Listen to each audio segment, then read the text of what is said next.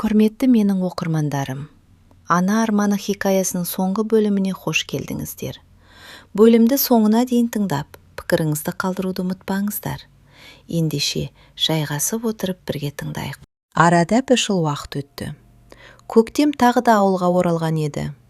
1 жыл бұрын бұл ауылдың әр бұрышы Айдана үшін мұңға толы болатын. Сот, көз жасы, қорқыныш, ұйқысыз түндер, бәрі артта қалғандай. Әлихан да өсіп қалыпты. Биыл балабақшаға бара бастады. Бұрын анасының етегінен шықпайтын бала, қазір күн сайын жаңа достарын айтып қуанып келетін. Ал Айдана алғаш рет ұзақ уақыттан бері жүрегінің тыныштала бастағанын сезді. Бірақ оның өміріндегі ең үлкен өзгеріс басқа еді. Сол бір қиын күндердің бәрінде жанынан табылған адам бар болатын. Ол Мәди. Мәди ешқашан асыққан жоқ, ештеңе талап еткен жоқ. Тек қиын сәттерде жанынан табылды. Кейде үнсіз тыңдады, кейде бір ауыз жылы сөз айтты, кейде тек Әлиханмен ойнап отырып, Айдананың жүзіндегі мұңды азайтатын. Сол қарапайым қамқорлық бірте-бірте Айдананың жараланған жүрегін емдей бастады. Қыс өтіп, көктем қайта келді.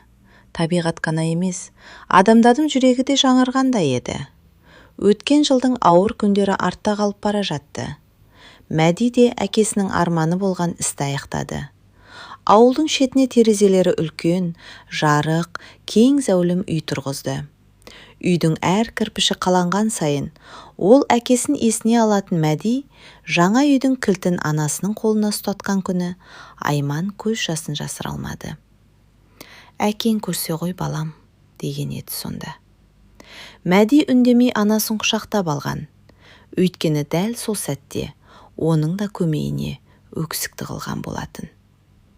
Ал Әлихан болса күн санап есейіп келе жатты. Биыл күзде мектеп табалдырығын аттаймын деп қуанып жүр. Айдана да өзгерген еді. Жоқ, өзгерген емес. Қайта өзіне орала бастаған еді. Бір кездері өмірдің ауыртпалығы оның жанын жаншып тастағандай болатын. Ал қазір ол қайтадан күле бастады. Қайтадан армандай бастады. Қайтадан өмір сүре бастады. Бірақ ең бастысы, ол енді өзін кінәлауды тоқтатқан еді. Көп жылдар бойы өзін ғана жазғырып келген болатын. Бақытсыз неке үшін де, төгілген көз жасы үшін де, өткен өмірі үшін де. Бірақ уақыт оған бір шындықты үйретті. Кейде адамның басынан өткен сынақтар оның кінәсінен болмайды. Кейде тағдыр жай ғана адамды сынайды. Ал сол сынақтан сүрінбей өткен адам ғана бақыттың қадірін түсінеді. Сол күні кешке Айдана ауласында гүл егіп жүрген. Көктемгі самал жел шашын баяу тербеп өтті. Үйдің алдында Әлихан велосипед теуіп жүр. Кенет ол іштей күлімсіреді. Бір кезде бұл үйде тек қайғы болған. Бүгін болса үміт бар, бақыт бар, тыныштық бар. Тек бір ғана нәрсе жетіспейтін сияқты. Ол ауыстан аулаға кіріп келе жатқан Мәдиді көрді.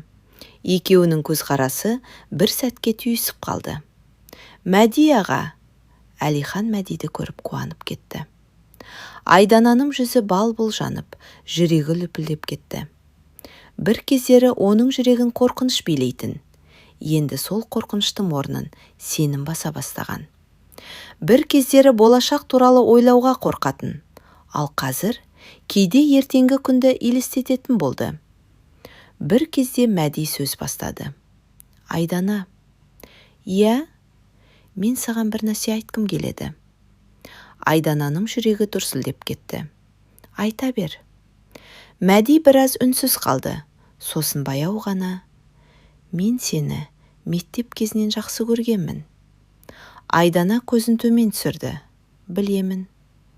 Бірақ кейін тағдыр екеумізді екі жаққа алып кетті. Иә. Мен ешқашан сенен ештеңе талап еткім келмейді. Ешқашан өткенің үшін кінәламаймын.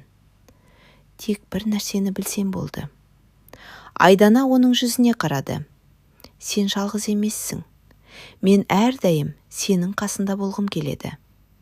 Саған лайықты жар, Әлиханға жақсы әке болғым келеді. Сол сөзден кейін Айдананың көзінен жас ыршып кетті. Өйткені осы сөздерді естуді ол қанша жылдан бері аңсап жүргенін өзі де білмейтін. Сол сәтте көктемгі жел баяу ғана есіп өтті. Ал алыста жаңа үйдің терезелері жарқырап көрінеді. Сол үйде Айман ана күтіп отыр. Жүрегімен бәрін сезіп отыр. Және іштей, я Алла, осы екі жастың бақытына куә болсам екен. Міне, менің соңғы арманым осы, деп дұға етті. Бірнеше аптадан кейін ауылда шағын ғана той өтті. Дүркіреп жатқан сән-салтанат емес, бірақ шынайы бақытқа толы той болды. Сол күні Айдана ақ көйлек киді. Көп жылдан кейін алғаш рет өзін жеңіл сезінді. Жүрегінде қорқыныш жоқ, өткен өмірдің жарасы жоқ, тек үміт бар. Ал жанында Мәди тұр, қасында Әлихан тұр, ал төрде Айман ана отыр. Ол бір сәтке көзін жұмды. Көз алдына бүкіл өмірі келді. Ерлан, қаралы хабар, аурухана, 7 айлық сәби, жалғыздық, көз жасы, қиындық, сосын бүгінгі күн. Бәрі бір фильмдей өтіп жатты. Көзінен жас сырғып түсті. Апа, неге жылап отырсыз? Деді Айдана. Айман күліп жіберді. Бұл қуаныштың жасы қызым. Кейде Алла адамды көп сынайды екен. Бірақ сабыр еткеннің алдынан жарық күн шығарады екен. Той аяқталған соң бәрі тарады. Түн тыныш еді. Айман ана жаңа үйдің ауласына шықты. Аспанда жұлдыздар жымыңдап тұр. Ол көкке қарап ақырын ғана сыбырлады. Ерлан, біздің баламыз азамат болды. Жалғыз қалған жоқ. Бір баланы жетімсіреткен жоқ. Менің де арманым орындалды. Самал жел баяу ғана есіп өтті. Сол сәтте Айманның жүрегі бұрын соңды болмаған тыныштықты сезінді. Өмір бойы ол баласы үшін өмір сүрді. Айдана да баласы үшін күресті. Екеуі де өз бақытының есігін соңғы болып ашты. Бірақ бір шындық бар еді. Ана жүрегі баласы үшін соғады. Алайда ана өз бақытынан бас тартуға міндетті емес. Өйткені бақытты ана ғана бақыт сыйлай алады. Ал арман орындалу үшін беріледі. Айманның арманы орындалды. Айдананың арманы орындалды. Мәдидің арманы орындалды. Ал Әлихан болса, мейірімге толы шаңырақта өсіп келе жатты. Құрметті оқырмандар, ана арманы хикаясы осымен аяқталды. Осы уақыт бойы бізбен бірге болып, әр бөлімді оқып, қолдау көрсеткендеріңізге мың алғыс. Бұл хикая барлық аналарға арналады. Ананың арманы баласының бақыты. Бірақ әр ана өз бақытына да лайық екенін ұмытпайық.